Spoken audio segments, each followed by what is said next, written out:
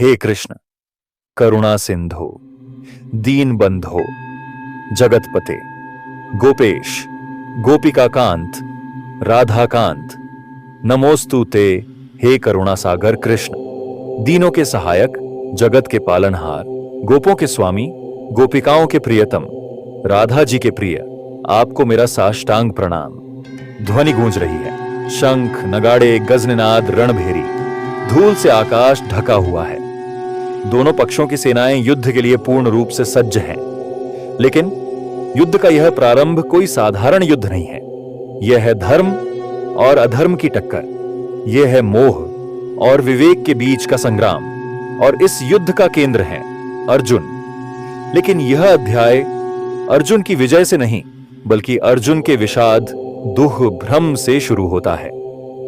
सबसे पहले अंधे राजा धृतराष्ट्र, जो हस्तिनापुर के राज सिंहासन पर बैठे हैं, संजय से पूछते हैं, धर्म क्षेत्रे कुरुक्षेत्रे संवेता युयुत्सव मामकाः पांडवाश्चैव किम कुर्वत संजय। हे संजय, धर्म क्षेत्र कुरुक्षेत्र में जब मेरे पुत्र और पांडव युद्ध की इच्छा से एकत्र हुए, तब क्या हुआ? यह प्रश्न केवल युद्ध का नहीं, धर्म और अधर्म के बीच की चिंता का भी है। धृतराष्ट्र जानता है कुरुक्षेत्र धर्म क्षेत्र है। धर्म क्षेत्र शब्द सार्थक है, क्योंकि कुरुक्षेत्र के युद्ध स्थल में अर्जुन के रथ में श्री भगवान स्वयं उपस्थित थे। कौरवों का पिता धृतराष्ट्र अपने पुत्रों की विजय की संभावना के विषय में अत्यधिक संकुचित था। इस संदर्भ में उसने अपने सचिव से पूछा, उन्होंने क्या किया? चूंकि इस युद्ध को कुरुक्षेत्र में लड़ा जा रहा था, जिसका उल्लेख वेदों में स्वर्ग के निवासियों के लिए भी तीर्थ स्थल रूप में हुआ है, धर्म क्षेत्र, अतः इस पवित्र स्थल का युद्ध क्षेत्र बन जाना ही धृतराष्ट्र को आशंकित कर रहा था। इस युद्ध भूमि में श्री व्यास की विशेष कृपा से संजय धृतराष्ट्र के कक्ष में बैठे बैठे कुरुक्षेत्र के युद्ध स्थल का दर्शन कर सकता था। इसीलिए धृतराष्ट्र ने उससे युद्ध स्थल की स्थिति के विषय में पूछा। पांडव तथा धृतराष्ट्र के पुत्र दोनों ही एक वंश से संबंधित हैं, किंतु यहां पर धृतराष्ट्र के वाक्य से उसके मनोभाव प्रकट होते हैं। उसने जानबूझकर अपने पुत्रों को मामक कुरु कहा और पांडु के पुत्रों को उनके वंश के उत्तराधिकारी से विलग कर दिया। इस प्रकार पांडु के पुत्रों अपेक्षाकृत अपने भतीजों के साथ धृतराष्ट्र की विशेष मनः स्थिति समझी जा सकती है। जिस प्रकार धान के खेत से अवांछित पौधों को उखाड़ा जाता है, उसी प्रकार इस युद्ध के आरंभ से ही ऐसी आशा की जाती है कि जहां धर्म के पिता श्री कृष्ण उपस्थित हों, वहां कुरुक्षेत्र रूपी खेत में दुर्योधन आदि धृतराष्ट्र के पुत्र रूपी अवांछित पौधों को समूल नष्ट करके युधिष्ठिर आदि नितांत धार्मिक पुरुषों की स्थापना की जाएगी। यहां धर्म क्षेत्र तथा कुरुक्षेत्र शब्दों की उनकी ऐतिहासिक तथा वैदिक महत्ता के अतिरिक्त यही सार्थकता है। संजय ने कहा, दृष्ट्वा तु पांडवानिकं व्यूढ़म दुर्योधनस्तदा आचार्यमुपसंगम्य राजा वचनम ब्रवीत। दुर्योधन जब देखता है कि पांडवों की सेना बड़े अच्छे तरीके से युद्ध के लिए संगठित हो चुकी है, तब वह थोड़ा विचलित होता है और तुरंत अपने गुरु द्रोणाचार्य के पास जाकर उनसे कुछ कहता है। उसके मन में आशंका है कि पांडवों की सेना बहुत सशक्त है और उसमें कई ऐसे योद्धा हैं जो उसके लिए चुनौती बन सकते हैं। यह श्लोक उसी स्थिति की शुरुआत है जहां दुर्योधन अपने गुरु से रणनीति पर बात करने जा रहा है। पश्यताम पांडुपुत्रा नामाचार्य महतीम चमूम व्यूढ़ा द्रुपद पुत्रेण तव शिष्येण धीमता। पांडवों की विशाल सेना को कितनी अच्छी तरह से संगठित की गई है, और यह काम किसने किया है? आपके ही शिष्य धृष्टद्युम्न ने। वही धृष्टद्युम्न जिसे आपने ही शस्त्र विद्या सिखाई और जो भविष्य में आपको मारने के लिए ही जन्मा है। यहां दुर्योधन की बातों में कई परतें हैं। एक, आरोप और ताना। दुर्योधन अपने गुरु द्रोण पर व्यंग्य करता है कि उन्होंने जिस शिष्य को युद्ध कला सिखाई, वही अब उनके विरोधियों की सेना का सेनापति है। 2, डर और द्वेष। पांडवों की संगठित सेना को देखकर दुर्योधन के भीतर भय पैदा हो गया है, जो वह अपने कठोर और व्यंग्यात्मक शब्दों से छिपाने की कोशिश कर रहा है। 3, नीति का पतन। दुर्योधन के लिए गुरु शिष्य संबंध, नीति और धर्म सब गौण हो गए हैं। उसकी चिंता सिर्फ युद्ध में जीत है चाहे वह किसी भी तरीके से क्यों ना हो। अत्र शूरा महेशवासा भीमार्जुन समायुधि युयुद्धानो विराटश्च द्रुपदश्च महारथा। अब दुर्योधन पांडवों की ओर के उन योद्धाओं की गिनती करने लगता है जो युद्ध में उसके लिए गंभीर खतरा बन सकते हैं। भीम और अर्जुन का नाम सबसे पहले लेता है क्योंकि वे उसके सबसे बड़े शत्रु हैं। भीम ने प्रतिज्ञा ली थी दुर्योधन के समस्त भाइयों को मारने की, और अर्जुन तो युद्ध कला में अद्वितीय है। युयुधान, सात्विकी, श्री कृष्ण का शिष्य, यादवों का महान योद्धा, विराट मत्स्य देश का राजा जिसने पांडवों को अज्ञातवास में आश्रय दिया था, द्रुपद पांचाल देश के राजा और द्रोणाचार्य के पुराने शत्रु, वे भी महारथी थे। यहां दुर्योधन की गिनती से स्पष्ट होता है कि वो केवल पांडवों से ही नहीं बल्कि उनके साथ खड़े हर योद्धा से भयभीत है। यह श्लोक युद्ध के पहले दृश्य को और गहराई देता है जब एक राजा दुर्योधन अपनी सेना की चिंता छोड़कर दुश्मन की ताकत गिन रहा है। वह भीतर से डगमगा रहा है लेकिन शब्दों में कठोरता दिखा रहा है। धृष्टकेतुश्चेकिताना काशीराजश्च वीर्यवान पुरुजित कुंती भोजश्च शैब्यश्च नरपुंगवा। दुर्योधन अभी भी पांडवों की सेना के बल को देखकर भीतर ही भीतर हिल चुका है। अब वह और नामों को गिनाता है। धृष्टकेतु छेदी देश का राजा, शिशुपाल का पुत्र। श्री कृष्ण ने ही शिशुपाल का वध किया था, फिर भी धृष्टकेतु ने धर्म के पक्ष का साथ चुना। चेकितान यादव वंश का एक योद्धा, श्री कृष्ण का निकट संबंधी। काशीराज काशी का राजा, युद्ध में वीरता के लिए प्रसिद्ध। काशी की धरती पर जन्मा योद्धा वीर न हो ऐसा संभव नहीं। पुरुजित और कुंती भोज, युधिष्ठिर की माता कुंती के भाई यानी पांडवों के मामा।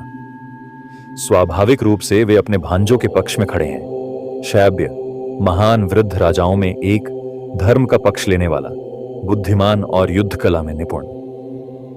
दुर्योधन की यह सूची हमें युद्ध के उस पक्ष का दर्शन कराती है जो सिर्फ बल से नहीं धर्म से भी जुड़ा है।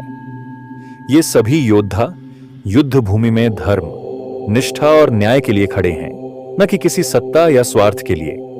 युद्धामन्युश्च विक्रांत उत्तमोजाश्च वीर्यवान सौभद्रो द्रौपदेयाश्च सर्व एव महारथा। दुर्योधन अब तक पांडवों की सेना को देखकर पूरी तरह से विचलित हो चुका है। वह जिन योद्धाओं का नाम लेता है वे केवल संख्या नहीं बल्कि आत्मबल और शौर्य का प्रतीक हैं।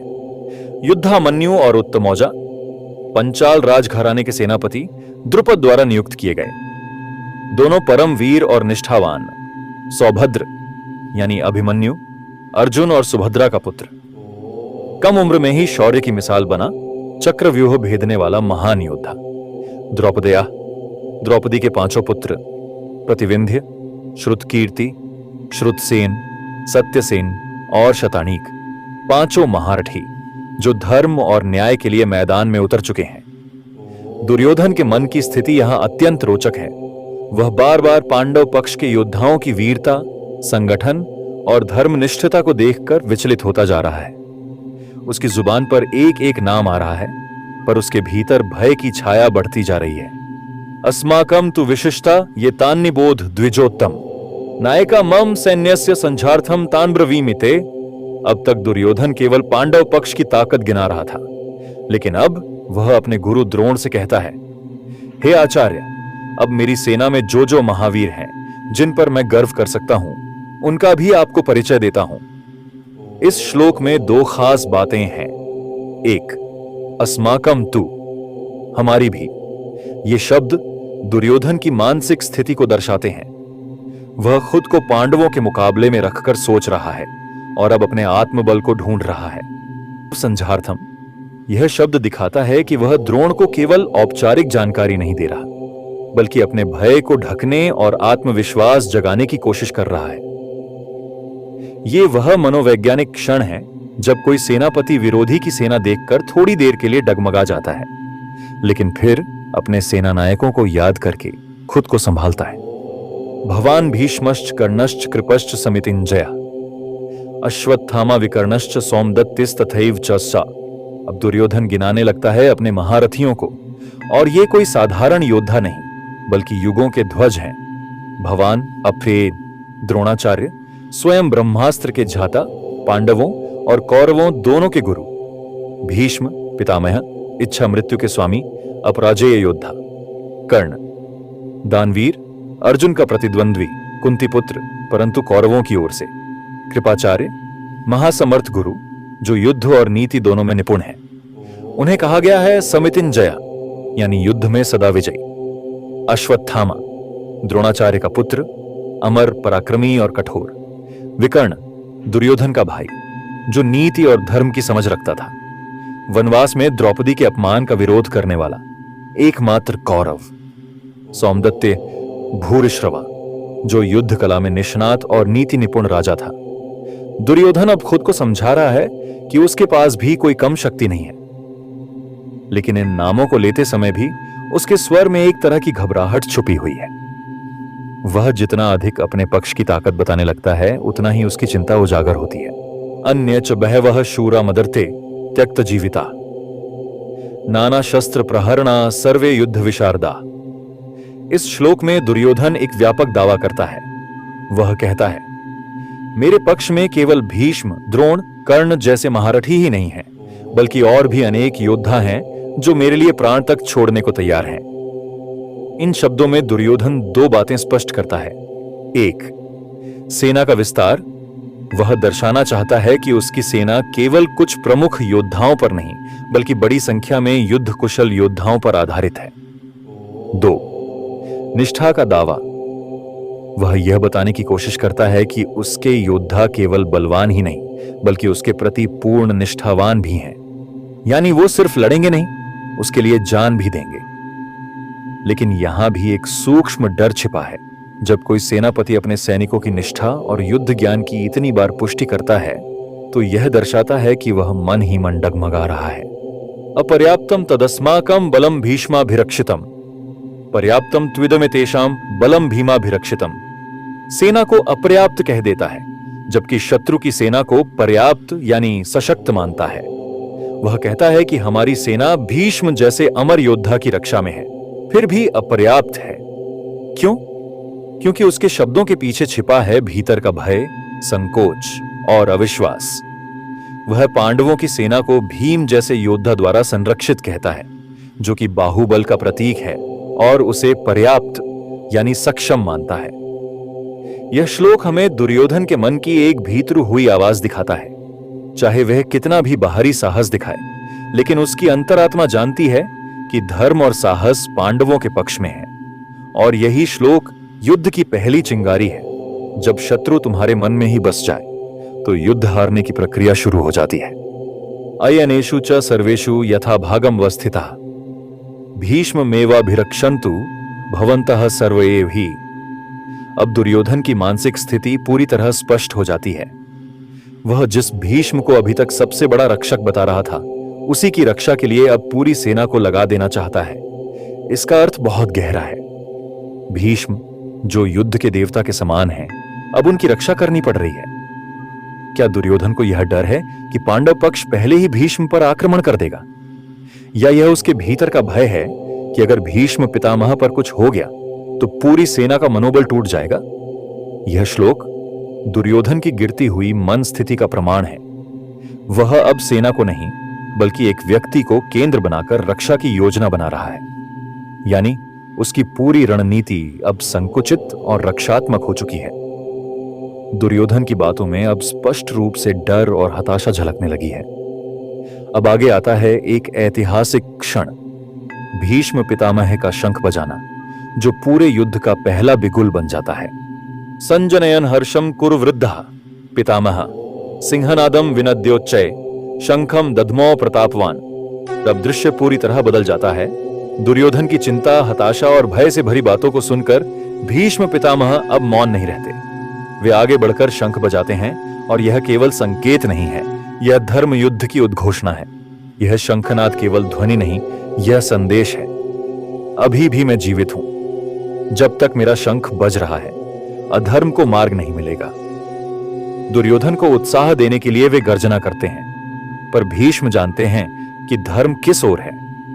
फिर भी अपनी प्रतिज्ञा, अपने व्रत और राज्य के प्रति कर्तव्य के लिए वे युद्ध का आरंभ करते हैं। यह वह क्षण है जब महाभारत का यथार्थ रूप सामने आता है, जहां हर पात्र धर्म और अधर्म के बीच अपनी अपनी दुविधा और निष्ठा को लेकर युद्ध भूमि में उतरता है। ततः शंखाश्च भैर्यश्च पणवानक गोमुखा सहसैवाभ्यहन्यंत स शब्दस्तु मूलोभवत्। अब युद्ध भूमि सचमुच गर्जना करने लगती है।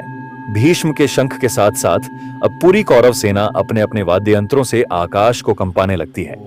शंखाश्च, शंखों की पवित्र लेकिन गर्जनात्मक ध्वनि। भैर्यश्च, युद्ध में प्रयुक्त बड़े ढोल।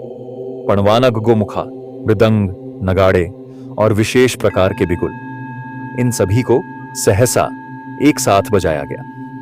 यह केवल ध्वनि नहीं, यह था घमंड, सत्ता, भय और शक्ति का प्रदर्शन। युद्ध का पहला भावनात्मक हमला ध्वनि के माध्यम से। इस तुमुल भीषण शब्द ने आकाश को फाड़ डाला और ऐसा प्रतीत हुआ कि कौरव सेना अपनी पूरी ताकत और आत्मविश्वास को आवाज में बदलकर दिखा रही हो। लेकिन अब इसके बाद आने वाला दृश्य और भी अधिक गंभीर और शांत है, क्योंकि अब मंच पर आते हैं पांडव और विशेष रूप से भगवान श्री कृष्ण और अर्जुन। अब शुरू होता है धर्म की गूंज। कौरवों की पूरी सेना की तुमुल गर्जना के बाद अब आता है वह दिव्य क्षण जब श्री कृष्ण और अर्जुन अपने शंखनाद से न केवल उत्तर देते हैं, बल्कि पूरी सृष्टि में धर्म की चेतना भरते हैं। तथा श्वेतैर हयैर्युक्त मिहति स्यंदने स्थितो माधवा पांडवश्चैव दिव्यो शंखो प्रदध्मतु। अब युद्ध के दृश्य में प्रवेश होता है धर्म और भक्त के मिलन का। एक ओर हैं कौरव, सत्ता, संख्या बल और घमंड से भरे हुए। दूसरी ओर हैं श्री कृष्ण और अर्जुन, सत्य, संयम और शौर्य से युक्त। श्वेत है, सफेद घोड़े, पवित्रता, पवित्र गति, प्रकाश और आकाश की प्रतीकता। महति स्यंदने, वह दिव्य रथ जिसमें अर्जुन सेनानी हैं और सारथी हैं स्वयं भगवान। यह कोई साधारण शंखनाद नहीं, यह है धर्म का उत्तर अधर्म को, यह है सत्य की उद्घोषणा। यह है वह क्षण जहां संसार को पहली बार देखने मिलता है कि ईश्वर स्वयं युद्ध भूमि में उतर आया है, पर हथियार नहीं उठाएगा, वो केवल रथ हाँकेगा। और यही बनता है गीता का बीज। जब ईश्वर मार्ग दिखाता है पर युद्ध तुम्हारा होता है। पांचजन्यम ऋषिकेशो देवदत्तम धनंजया पौंड्रम दध्मो महाशंखम भीमकर्मा वृकोदरः। अब युद्ध का उत्तर केवल शोर में नहीं, आस्था और आत्मबल में दिया जा रहा है। हर योद्धा का शंख उसका स्वर नहीं, उसका स्वभाव दर्शाता है।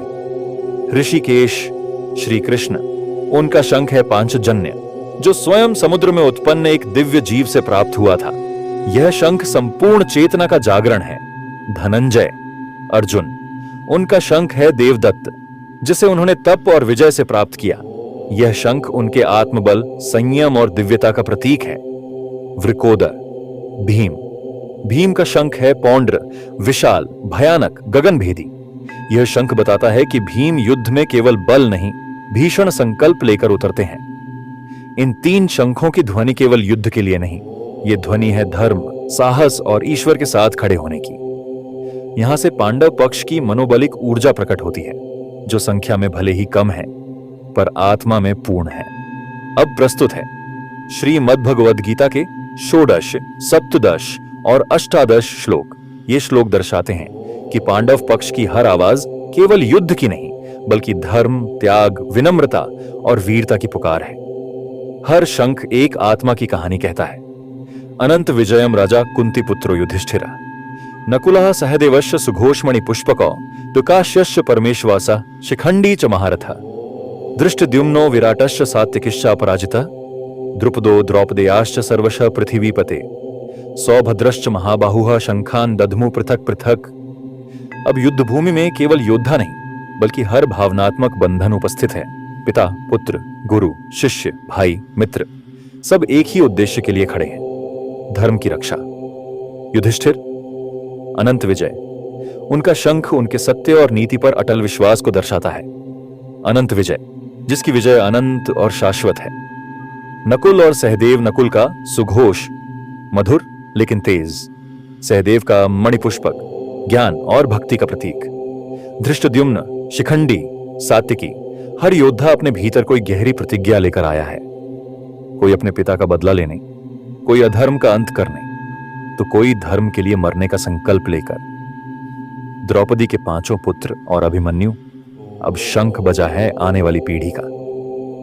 यह संदेश है कि धर्म के लिए युवक भी बलिदान के लिए तैयार है। यह केवल शब्द नहीं, यह ध्वनि है पांचाली के दुहाक, अर्जुन के संकल्प और श्री कृष्ण की मौन मुस्कान की। अब अगले श्लोक में इन सभी दिव्य शंखनादों से धरा आकाश और हृदय तक कैसे हिल उठते हैं, उसकी कल्पना और वर्णन आता है। सघोषो धार्तराष्ट्राणा हृदयानि व्यधारयत नभश्च पृथिवीं चैव तुमुलो व्यनुनादयन। शब्द कम है लेकिन भाव प्रचंड है। जब अर्जुन, भीम, युधिष्ठिर, नकुल, सहदेव, अभिमन्यु और स्वयं श्री कृष्ण सभी के शंख एक साथ गूंजते हैं तो वह केवल वायु का कंपन नहीं होता, वह होता है अधर्म की जड़ें हिलाने वाला कंपन। श्लोक कहता है धार्तराष्ट्राणा हृदयानि व्यधारयत, यानी वह ध्वनि कौरवों के हृदय को भीतर तक चीर देती है। यह डर का नहीं, अंतरात्मा की पुकार का कंपन था, जिसने दुर्योधन, दुःशासन और उनकी पूरी सेना को आंतरिक रूप से हिला दिया। और जब श्लोक कहता है नभश्च पृथिवीं चैव, इसका अर्थ है कि यह आवाज अब केवल मनुष्यों के बीच नहीं बल्कि आकाश में देवताओं तक और पृथ्वी के प्रत्येक कण तक पहुंच चुकी थी। यह वह क्षण है जब युद्ध से पहले आत्मा बोल उठती है, अधर्म कांप उठता है और धर्म अपनी उपस्थिति को ध्वनि में बदल देता है। अब अगले श्लोक से प्रारंभ होता है एक अत्यंत भावपूर्ण दृश्य। अर्जुन का वीर रूप, उसका आत्मबल और फिर उसका अंतर्द्वंद्व। अब गीता धीरे धीरे मानव के हृदय में प्रवेश करती है। यह श्लोक युद्ध के पहले क्षणों में अर्जुन की मनःस्थिति को दिखाता है, जहां वह वीरता से प्रेरित होकर अपने धनुष उठाकर अपने शत्रुओं को सामने से देखने के लिए श्री कृष्ण से आग्रह करता है। तो अब तक हमने जाना कि अधर्मी दुर्योधन के हृदय में कैसी मानसिकता जन्म ले रही है और वह क्या सोच रहा है। अगले भाग में जानेंगे इसके विपरीत अर्जुन के हृदय की गहराइयों में उठते विचारों और उसके अंतर्मन की स्थिति को। बने रहिए हमारे साथ। तब तक के लिए नमस्कार। जय श्री कृष्ण।